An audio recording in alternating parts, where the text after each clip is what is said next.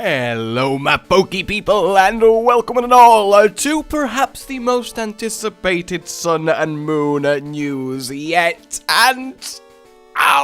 okay, look, I'll be honest, my initial reaction to seeing these starter evolutions is along the lines of...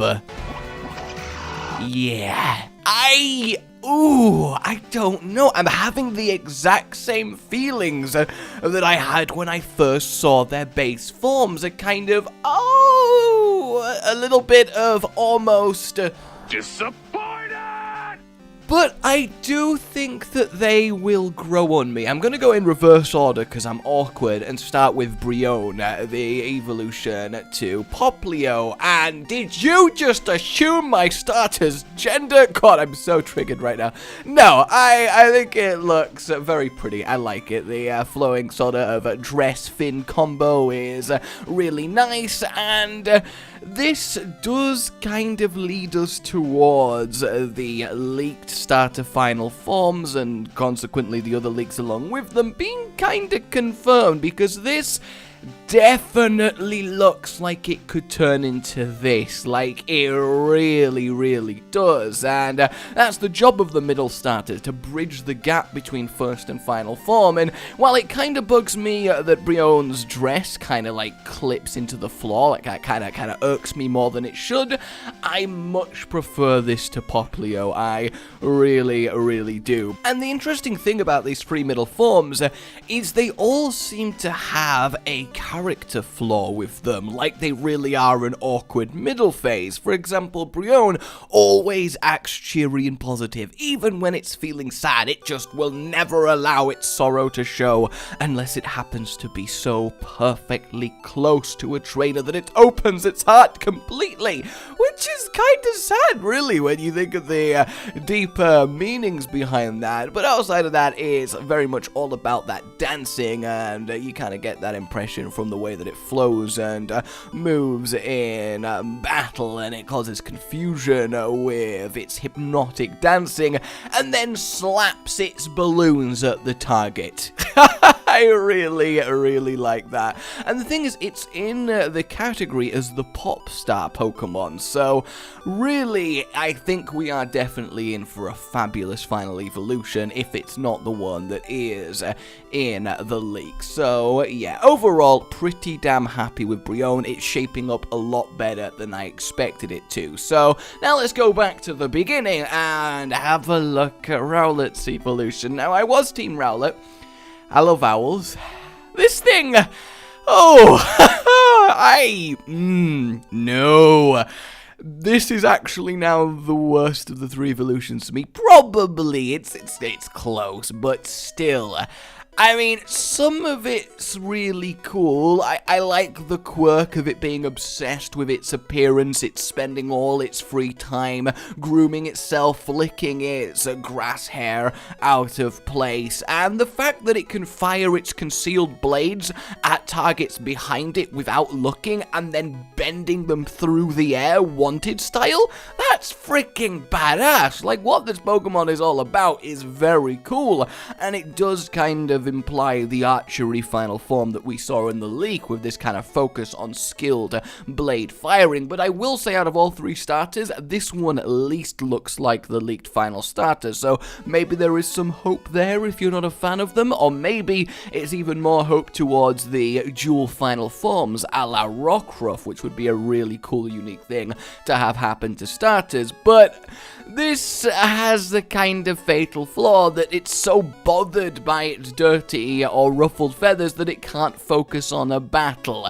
It's also kind of my spirit animal Pokemon, because it has a tendency to mess things up, and once it does, it gets so desperate to gloss over the situation that it ends up making the mess even bigger. So I can totally get behind that. I just think visually, it's not that Yeah, cool. I don't know. I was expecting something more. But then again, it is a middle form, and they always look like awkward half and half. So I don't mind. I still do have hope for it. So we got that going on. And then finally, Torracat, who I actually think looks pretty damn cool in its second form. Definitely very, very animated. And I mean that both in how it moves and that it does kind of look like an exaggerated classic drawn animation. It just kind of gives me that look about it, like almost a classic Disney animator had drawn Torracat. Maybe that's just me, but that's kind of the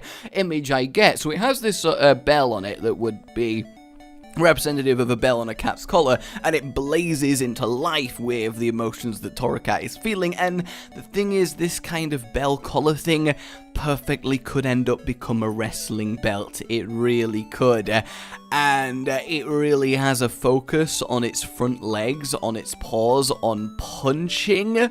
Apparently, this cat's punch is so strong, it can bend iron bars and knock people out in a single blow.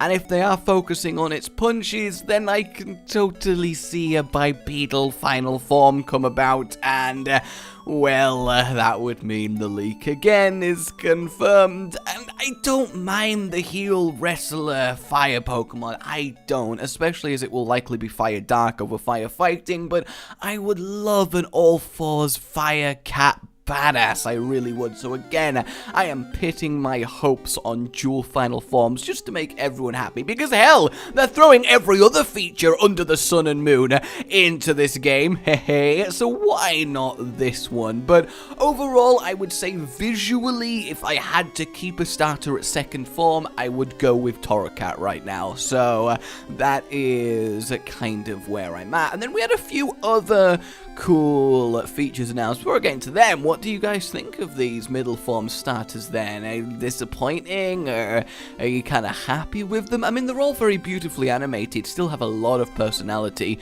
which is really good. And I will admit, from the back, Dartrix actually looks a little bit better in battle, because I don't have to kind of see its sort of smug face going on. I don't know, it kind of strikes me as a combination between a spoiled prince and an emo, and it kind of bugs me, and I can't explain why.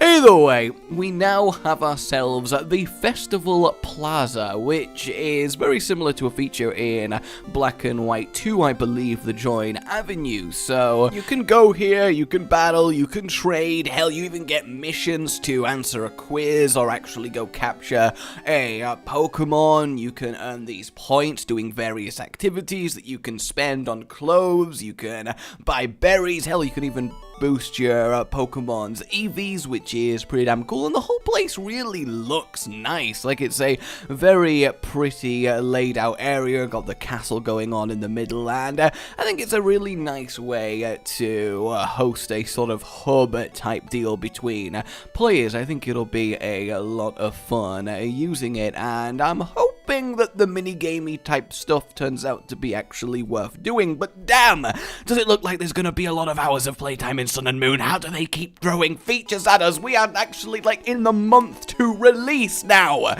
Talking of more new features, we have the Pokepelago, which is a play on Archipelago, which is a word that I struggle to say, but that's cool, because it's a paradise for the Pokemon in your PC boxes, which means, yes, you no longer have to confine your PC Pokemon to rotting away in Pokemon jail.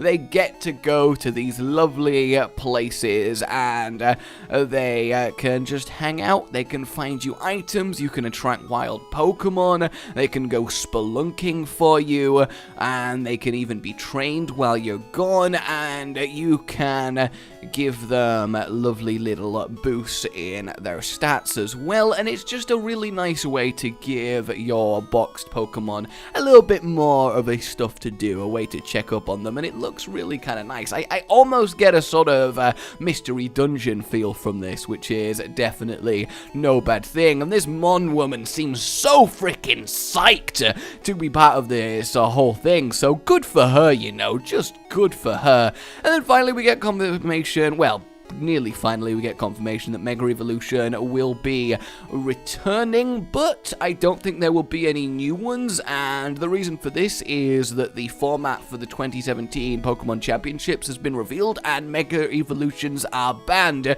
as well as any Pokemon that you can't acquire in Pokemon Sun and Moon. So they're going to leave Mega Evolutions in for those who like them, but the focus is definitely off them onto the new Pokemon, onto the new forms, onto the Z moves, which I personally am a huge fan of. I like Mega Evolution, but I am more than happy to welcome in a brand new focus, and you use your Z ring for Mega Evolution as well, so you don't have to also collect your Mega Evolution bracelet. It probably won't even be a plot point in this game, so that's fine. And then, actually, finally, we get confirmation of when the demo will come out. It's on the 18th, so that's gonna be sick. I'll probably play that for you guys, and for myself, of course, because I'm a massive Pokemon nerd. And you get a special Pokemon from playing through the demo, and it is a Greninja, and not just any Greninja, it's happening! A Greninja that can turn into Ash Greninja via its ability is now actually in a game. And since it can turn into Ash Greninja with its ability, it stands to reason it might be able to hold a Z move item and do the giant massive orange shuriken that it does in the anime as its Z move. Though I do question why it can become Ash Greninja when you're not playing as Ash, unless you play as Ash in the demo plot twist crossover. Oh my god, mind blow, but I highly doubt that will happen. But it is definitely an interesting thing, because it should be based on your character, right? Not just Ash form by default. But I guess it's more just a special, oh look, you can have Ash Greninja. It's not going to be a relevant plot point. But at the same time, I don't even want Ash Greninja. I don't want a dirty, filthy loser on my team. God damn it, please let Ash win one day. So there you go, guys. Lots of cool new stuff. Like if you've enjoyed this. It really does help me out. Subscribe for more, and I'll see you next time. Goodbye.